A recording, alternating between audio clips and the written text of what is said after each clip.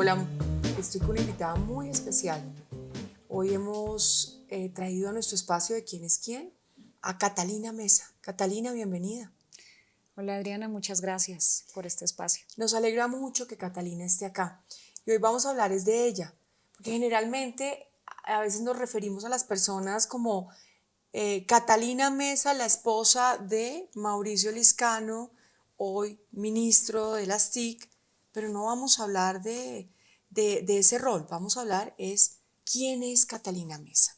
Yo arrancaría por cómo fue su infancia, que el público también conozca un poco más allá de lo que sale o lo que ha salido en medios.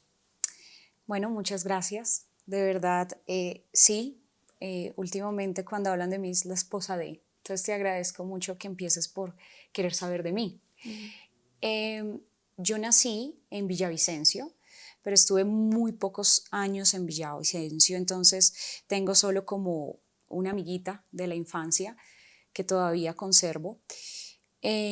Luego nos vamos para Ibagué, toda mi familia materna es de Ibagué, hice mi colegio en Ibagué, me gradué en un colegio de las Hermanas de la Presentación, un colegio que recuerdo con mucho cariño porque les debo también el haber alimentado y nutrido mi fe católica. Luego me vine a estudiar a la universidad en Bogotá, entonces llevo más tiempo en Bogotá de lo que pude estar en Ibagué y en Villavicencio. Mi familia paterna es del Valle del Cauca, entonces cuando me preguntan que de dónde es, yo me siento colombiana. Siento que tengo un poquito de cada región. La llanera, de Llanera, de Ibagué, Ibagué, bogotana, porque Botana, amo Bogotá, todas las Caleña. oportunidades que me abrió y de verdad me encanta la cultura del Valle del Cauca. Entonces, pues me siento muy, muy colombiana. Bueno, y esa infancia y ese paso, digamos, de todo ese proceso, en educación mencionaste algo como la fe. ¿Por qué? ¿Qué marca ahí? Pues realmente creo que es lo más importante que tengo. Yo creo que pues la fe sí es difícil de explicar, eh, pero creo que es mi mayor valor, es mi mayor regalo, la fe que tengo en Dios, mis creencias. Creo que también es el secreto mejor guardado de todas las cosas lindas que he logrado. Creo que es gracias también a mi fe, o no también gracias a Dios, gracias a mi fe principalmente. Eh, Vengo de una familia católica, las creencias mías fueron en un principio enseñadas por mi abuela, es una mujer muy creyente, eh, y el colegio también ayuda a nutrir esa fe, pero yo creo que pues la fe nos enseña, yo creo que eso supera cualquier entendimiento, pero sí siento una conexión muy linda con Dios, con la Virgen, con los ángeles, entonces yo creo que es algo que he experimentado desde muy chiquita. Y esa fe cada vez crece más, se mantiene más, en la casa, acá. Esa fe cada vez crece más, cada vez crece más. Yo tenía una amiga que me decía, Cata, pero a ti, ¿qué te pasó? ¿Qué tragedia tuviste? Porque es que es muy difícil ver a alguien joven disfrutando rezar, disfrutando orar, invitando a un rosario. Es muy difícil. Entonces yo me acuerdo que esa amiga me preguntaba, pero a ti, ¿qué te pasó que llegaste a ese punto, a esa fe? Y realmente nada. Realmente nada, he tenido una vida tranquila, muy linda, gracias a Dios, obviamente con problemas, pero normales.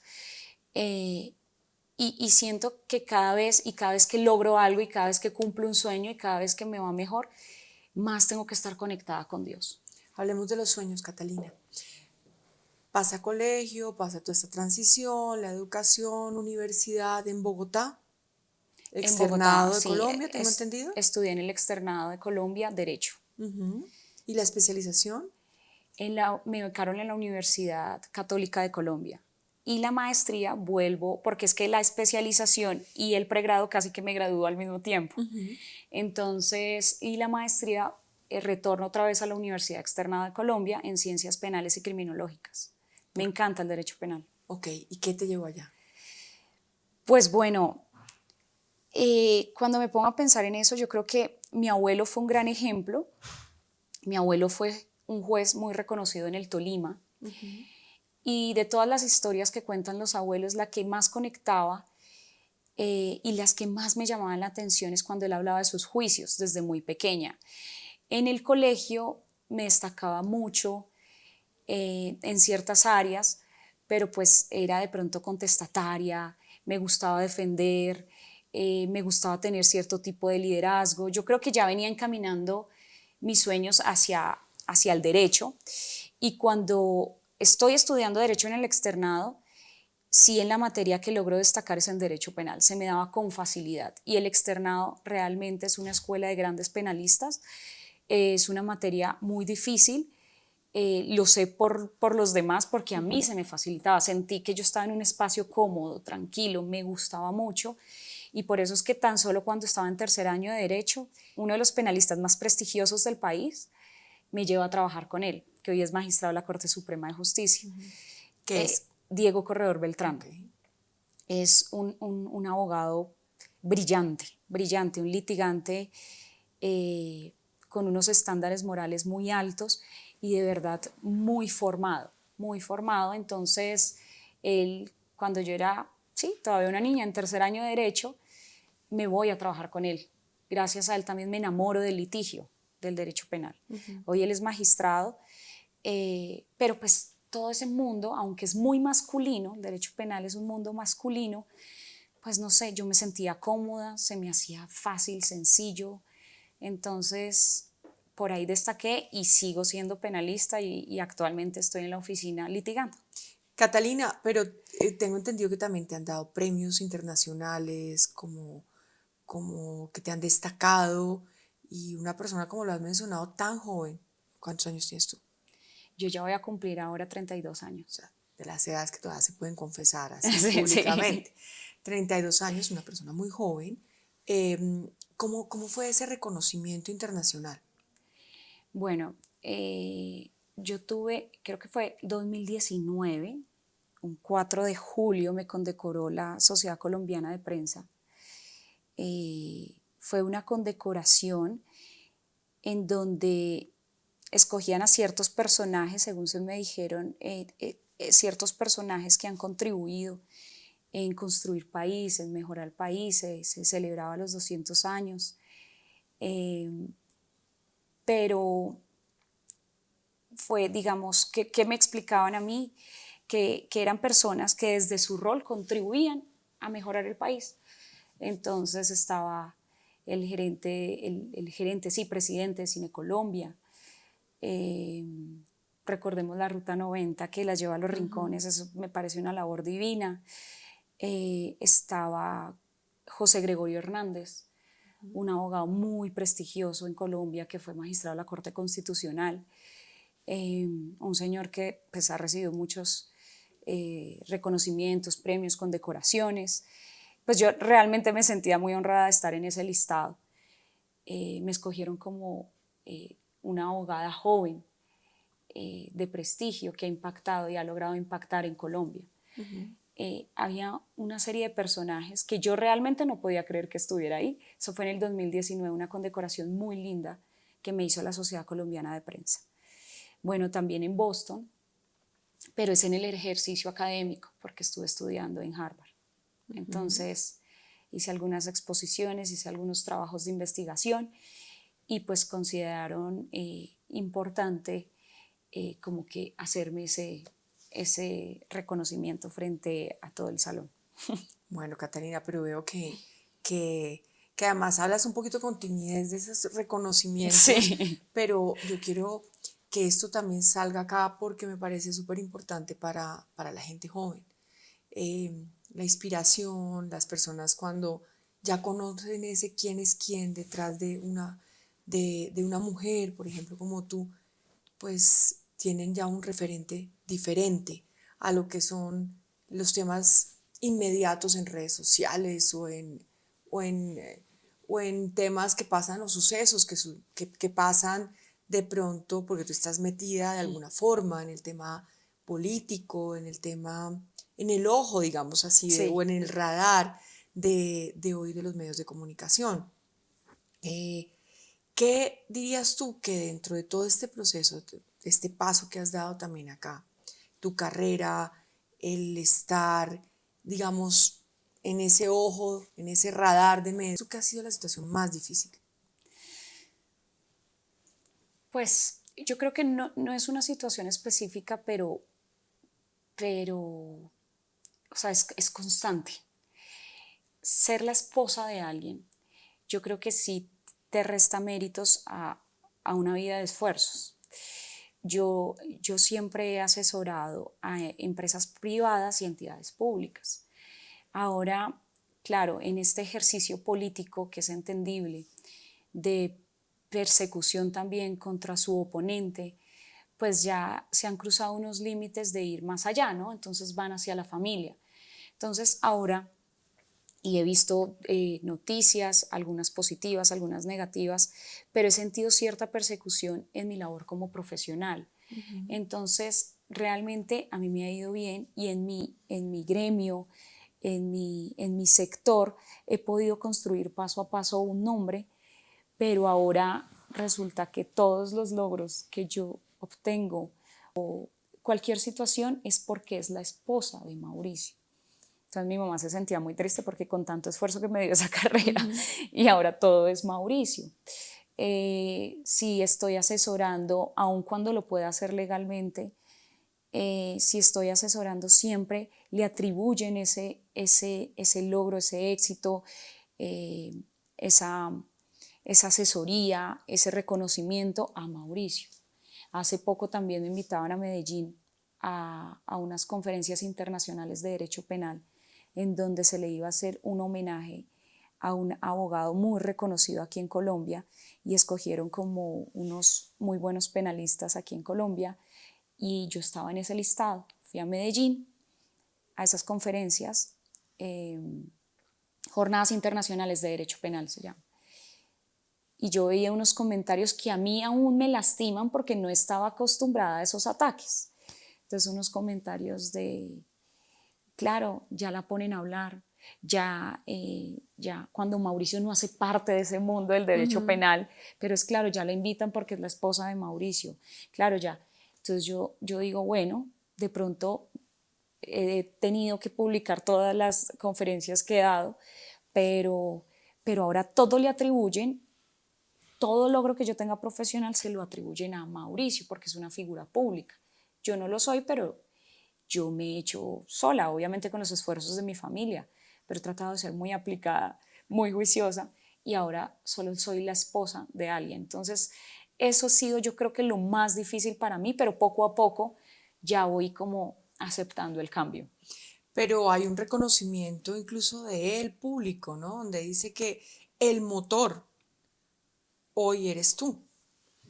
Entonces, yo creo que eso a veces la gente lo ignora, pero precisamente es por ese tipo de ataques o cosas que, digamos, la gente no va más allá.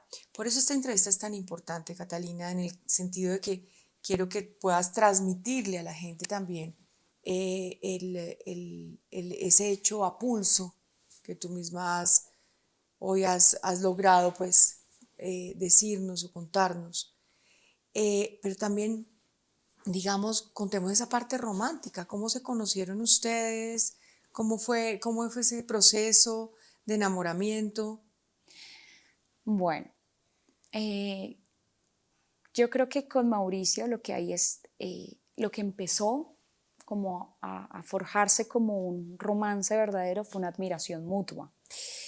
Eh, yo estaba pasando por un momento difícil, emocional, y yo dije, bueno, es hora de... yo he sido constante soñadora y en eso nos parecemos mucho con Mauricio. Yo siempre he querido ir a Harvard. Entonces empecé todo el proceso de aplicación. Y Mauricio pues ya estaba haciendo su MBA con énfasis en tecnología en MIT, pero ya había hecho el máster en Harvard. Entonces él es muy amigo de un tío. Yo sabía de Mauricio, lo conocía, pero pues jamás. Entonces mi tío me dice, pues Mauricio te puede dar esa recomendación. Para tú estudiar en Harvard necesita como ciertas recomendaciones de egresados. Entonces me dice, háblate con él. Y así empezó nuestra charla. Yo llego a Boston, en todo ese proceso de admisión, él me ayuda mucho, una persona en lo personal tímida, distante, y yo soy muy sociable. Entonces, sí o sí nos volvimos muy amigos, compartíamos fiestas, restaurantes, también encuentros académicos. Él ya estaba para ese entonces en MIT. Fue espectacular esa amistad. Lo conocí en sus detalles más personales. Entonces, el Mauricio que yo conocía era el Mauricio político. El Mauricio que conocí allá fue en su humanidad, desprendido de todos esos poderes y demás. Entonces, cada vez nos hicimos más amigos, pero cada vez crecía también esa admiración mutua. Entonces, trabajábamos mucho, pasábamos mucho tiempo juntos. Yo me fui enamorando de él, porque es una persona realmente noble, de buenas intenciones todo el tiempo, súper comprensivo, un excelente ser humano. O sea, yo me iba enamorando de él, pero yo me negaba a eso. Yo decía, no, eso no puede ser, no puede ser, porque ¿qué va a pensar mi familia? Mi familia ha sido muy conservadora. Entonces yo decía, oh por Dios, Mauricio, un hombre divorciado, con hijos. Entonces yo decía, ¿cómo voy a decir que me estoy enamorando de mi amigo? Eso fue un drama personal mío interno. Y Mauricio también se estaba enamorando de mí, pero no me decía. Entonces, bueno, eso fue como, yo sentí que era la única enamorada ahí. Entonces Mauricio por fin, una vez, se confiesa. Yo tomo el riesgo por Mauricio pensando que de pronto iba a ser unos buenos momentos y ya, yo quería vivir esa experiencia, pero cada vez, o sea, sentía más y más y más y más amor, y cada vez descubría cosas más lindas en él, que yo dije, bueno, ya, me tocó contar en la casa. Entonces le conté a mi hermano. Mi hermano lo primero que hizo fue ponerse las manos en la cabeza, porque yo soy como el tesoro de la casa, yo soy el orgullo de la casa, mi abuelo, yo qué digo, por Dios, pues porque están estos estereotipos, ¿no? De lo que uno sueña, de lo que cómo uno se imagina ese príncipe en el altar, y pues en ese mapa de sueños nunca me imaginé una persona divorciada, con pasado, con hijos, nunca me imaginé siendo madrastra. Entonces yo era todo como muy, muy extraño para mí, pero yo creo que lo que es de Dios es tranquilo. Y cuando conocen a Mauricio en lo personal, es impresionante cómo todo se dio de lindo. Una de las mejores amigas de Mauricio es mi mamá. Entonces, súper lindo todo. O sea, la verdad ha sido todo ¿Y muy esa historia tranquilo. lleva cuántos años? Muy poco. Por eso además me indigna que le atribuyan tantas cosas mías, porque nosotros duramos un año de novios. El matrimonio se planeó, él me pide matrimonio, sí, como un poco más de un añito. Él me lleva al río Jordán, era mi sueño ir a Israel. Entonces allá me pide que seamos, que quiere estar conmigo el resto de la vida. Es una cosa muy linda, es un momento que nunca voy a olvidar, y además por el sitio que escogió. Preparamos el matrimonio como en 4 o 5 meses, y llevamos, ¿No? sí, Claro que mientras todo este proceso y se dio todo esto y demás, algo que fue, digamos, público y que fue la defensa que tú hiciste con una carta en redes, en donde, en donde lo defiendes. Yo diría que esa fue una defensa muy al estilo Catalina, sí, ¿cierto? Con todo lo que me has contado. Entonces, claro, esto sorprende al público y sorprende a todo el mundo, porque dicen, primero la acusación era una acusación bastante incómoda, ¿sí? De esas acusaciones que como que siembran una duda sobre una persona, de si esa persona tiene, digamos, es cierta o no, esa duda. Pero sale Catalina a su defensa y sale y manda un sí.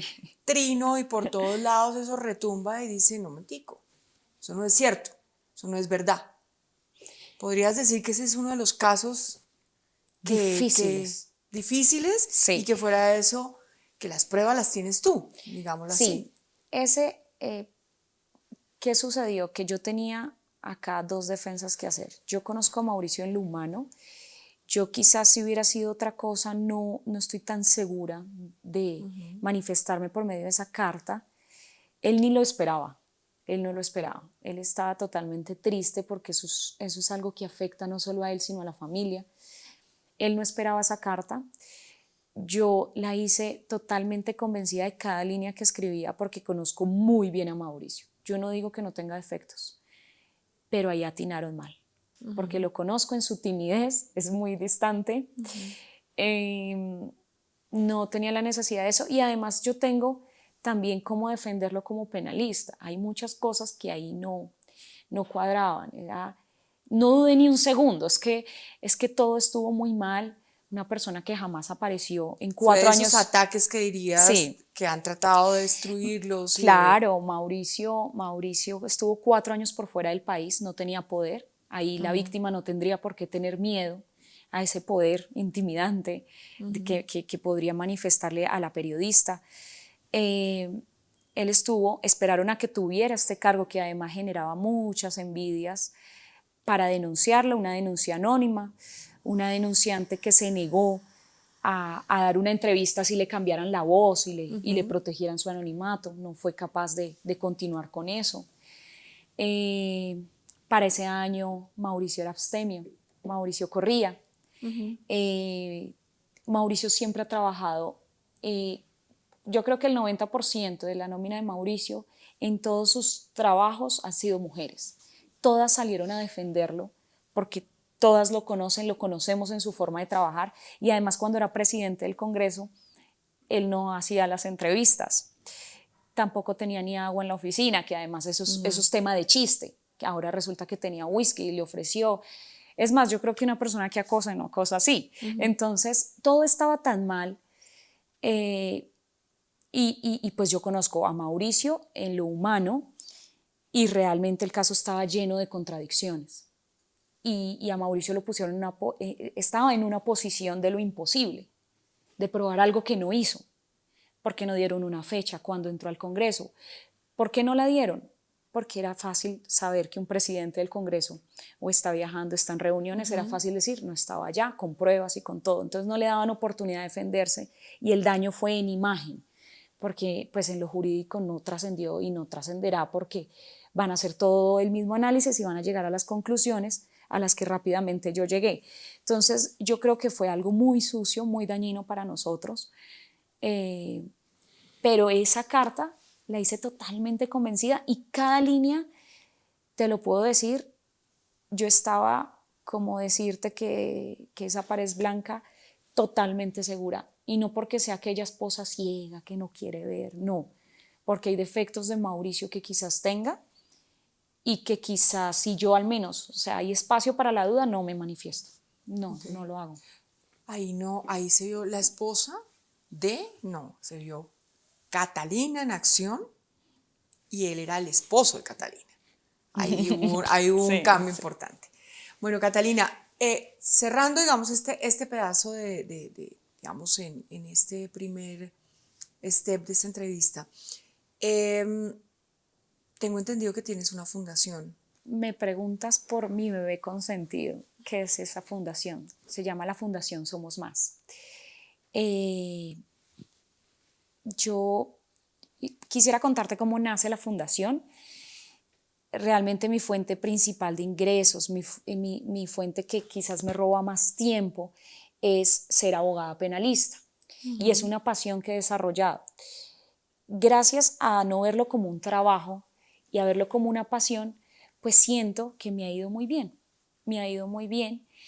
Y, y cuando yo estaba estudiando en Harvard, especialmente en la clase de liderazgo, nos ponen muchos ejercicios. Y el liderazgo primero es conocerse a uno mismo. ¿Qué pasa? ¿Qué te llena? ¿Qué necesitas? ¿Cuáles son tus fortalezas, tus debilidades? ¿Qué debes hacer? En medio de todos esos ejercicios, yo me pongo a hacer algo que nunca había hecho y era indagar sobre mí. O sea, de verdad, desde la infancia, los abuelos, mis padres, mis hermanos, lo que he hecho en la vida, lo que quisiera tener, o sea, como un espacio para formarme desde el conocimiento propio. Entonces, ahí yo empiezo a indagar y hay algo que descubrí, que a mí me gusta mucho y que también se entrelaza con el hecho de ser abogada penalista. Y es ser portadora de buenas noticias. Allá fue que lo descubrí. Entonces yo digo, claro, todo lo que he hecho en mi vida es porque a mí me gusta ser portadora de buenas noticias. Y en un ejercicio también de agradecimiento por quizás los logros profesionales que he tenido, yo dije, y ver cómo está el mundo de polarizado, nuestro país, cómo desde la comodidad de un sofá podemos enviar un Twitter criticando lo que los demás no hacen. Y nos hemos convertido en una sociedad en donde solo buscamos responsables. Cansada un poco también de tanta información y además negativa, yo decía, ¿yo qué estoy haciendo por el país? ¿Yo qué estoy haciendo por la humanidad? O sea, empecé como en un ejercicio de verdad. Entonces yo me puse atando todo. Yo dije, no, yo no puedo ser más de esas personas que solo hayan responsables y critican lo que los demás no hacen. Yo creo que cada persona desde diferente rol, desde el rol de la periodista, desde el rol del abogado, desde el rol del camarógrafo, todas las personas tenemos que contribuir a mejorar la sociedad. Y ahora, también en un proceso de agradecimiento con Dios, yo digo, no puede ser que en medio de la pandemia, personas donde mueren de hambre, donde esto fue un caos total para la humanidad, yo me pueda dar el lujo de estar viviendo en Boston y estudiando en Harvard. O sí puede ser, pero ¿cómo yo le devuelvo esas bendiciones a Dios? ¿Cómo hago sonreír a Dios? Fue una de las primeras frases que me surge.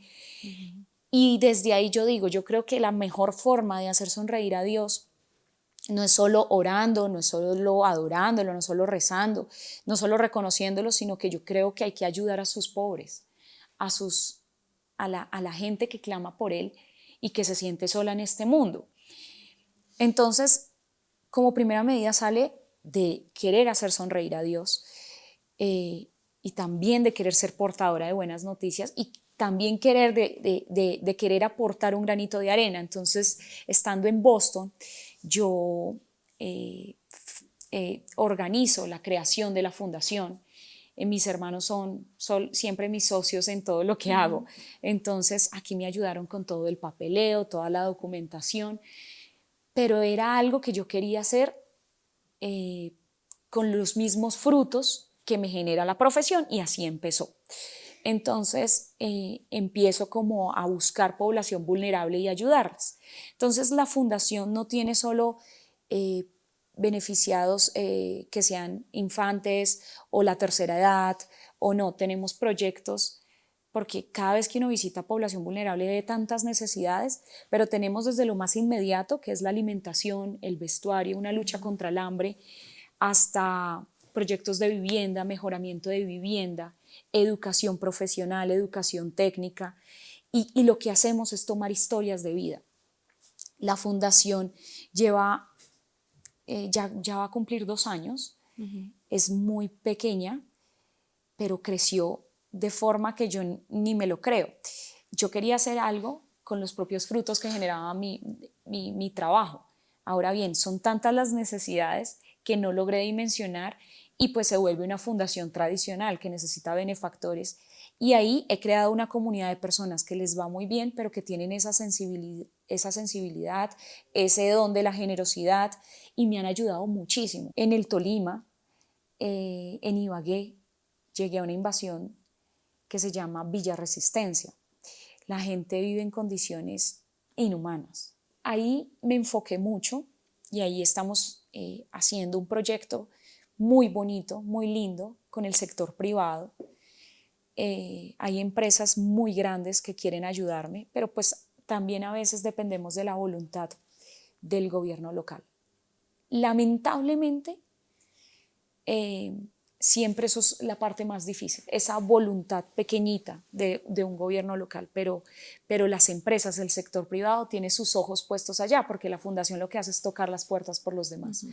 También a nivel nacional lanzamos una convocatoria para pagarle el 100% de la universidad a 3 jóvenes, conseguimos 3 becas del 100%, hicimos la convocatoria y los niños que se las ganaron nos contaban que no lo podían creer, porque siempre los requisitos son muchos. que el promedio, que el ICFES, que las notas, y se hace casi imposible pues porque pues lo normal es que sean niños pues con notas normales, que no fueron el mejor ICFES de Colombia, que no fueron el mejor ICFES del Chocó, pero entonces yo lo que quería es escuchar su historia de vida. Quería conocer su mamá, su papá, dónde vivía, su familia, qué iba a hacer, cómo iba a pagar esa universidad. Y casi que la historia se repetía. No podemos, estamos haciendo un crédito aquí, allá, no nos da el puntaje, no vamos a estudiar este año, no. Entonces, escuchamos historias de vida, obviamente vamos y verificamos. Y la beca profesional, tenemos un niño de Quibdó que se la ganó, está estudiando Derecho, un niño de Ibagué que se la ganó, está estudiando Ingeniería, y otra niña que ganó de USME, Bogotá, y está estudiando Derecho. Y le pagamos el 100% de su carrera.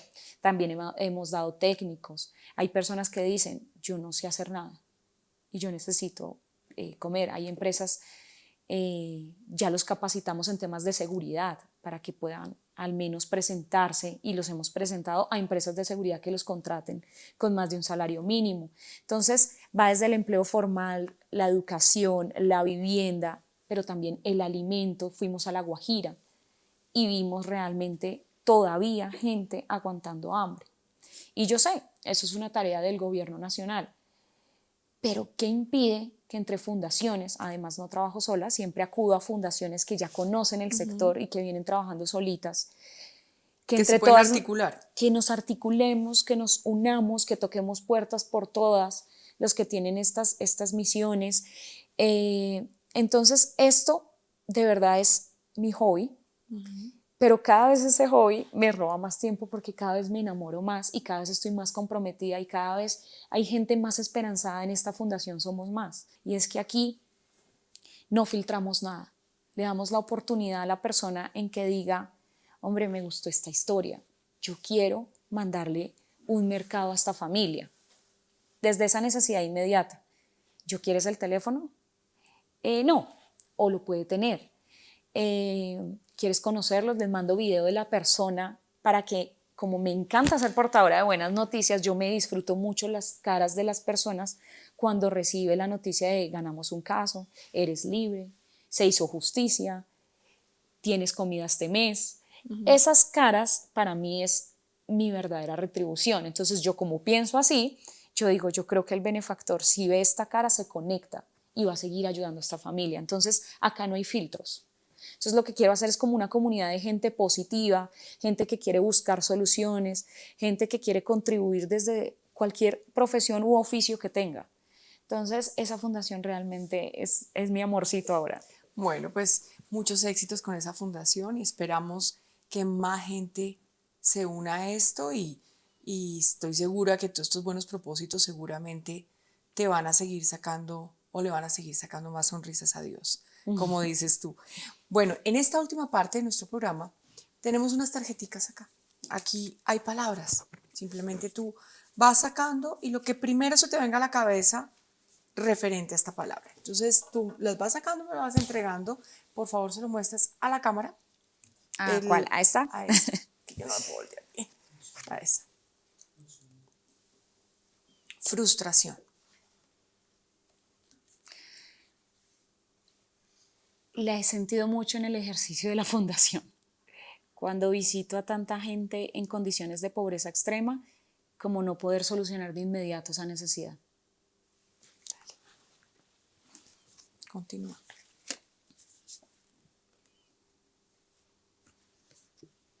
Colombia profunda.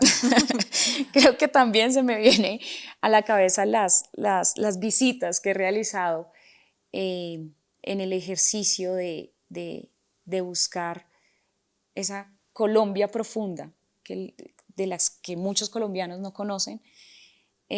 También se me viene a la cabeza los proyectos de la fundación, realmente, y a lo que estoy comprometida, que sé que voy a cumplir. Y voy a aportar un granito de arena a esa Colombia profunda.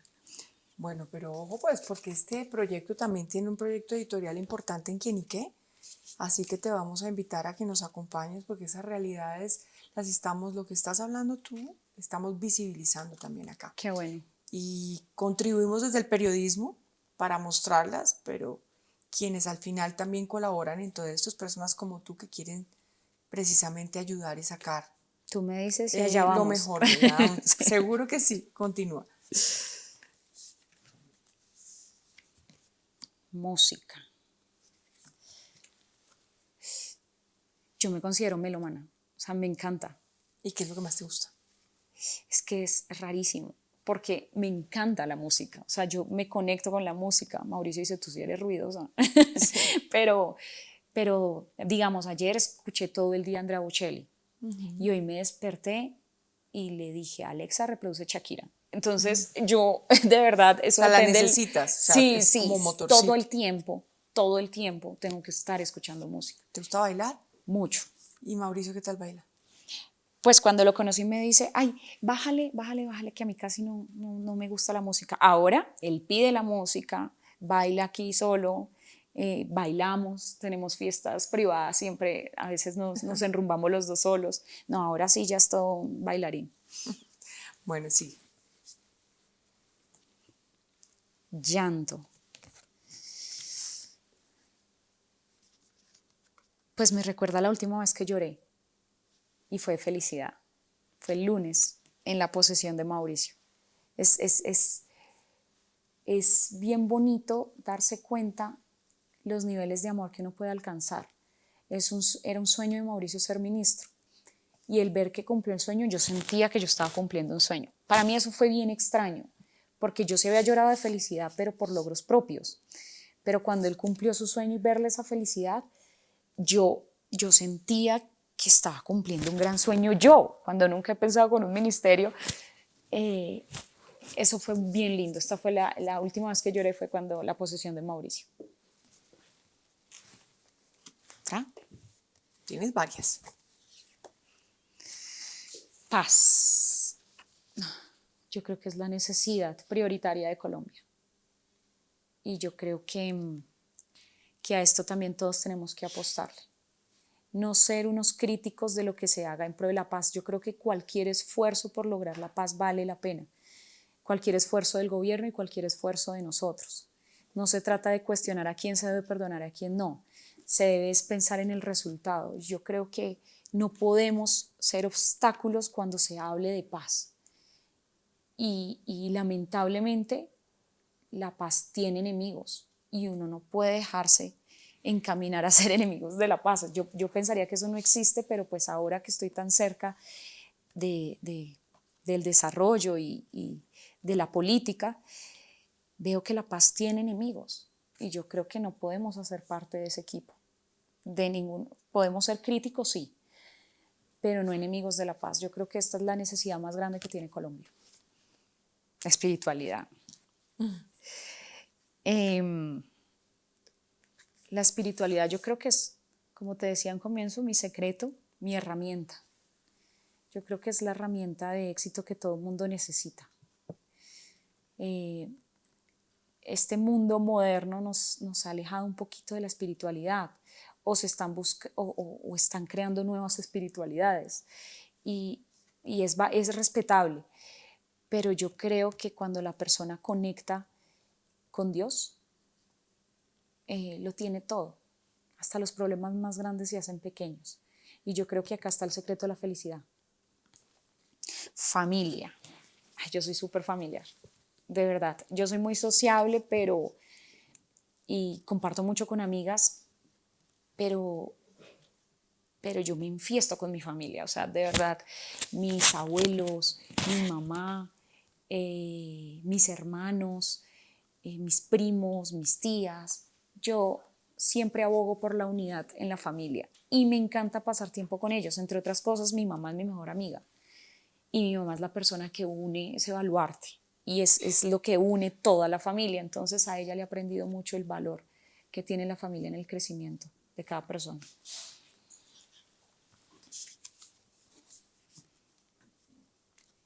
Consejo. Un consejo para los jóvenes. Un consejo para los jóvenes.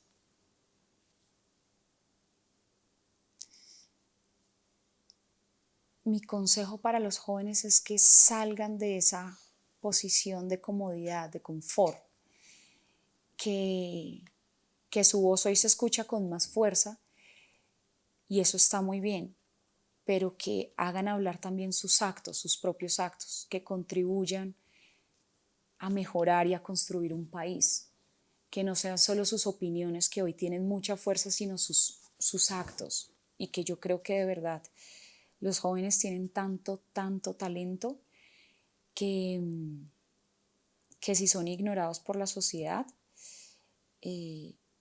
por eso es que estamos así. Yo creo que los jóvenes tienen que tener más protagonismo, pero yo creo que son responsabilidades compartidas. Los jóvenes no solo deben opinar, los jóvenes deben actuar, que sus actos hablen por ellos. Buen consejo. Alegría.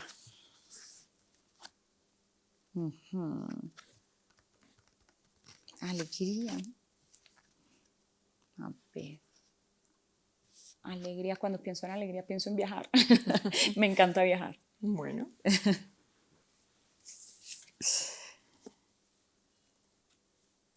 Pensamiento.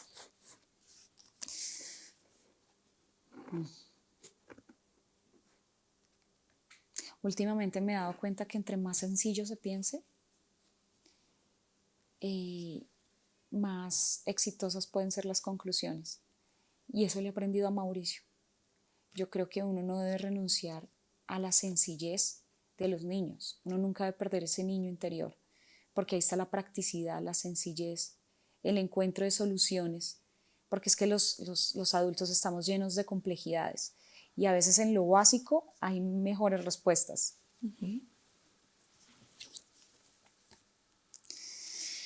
Lealtad.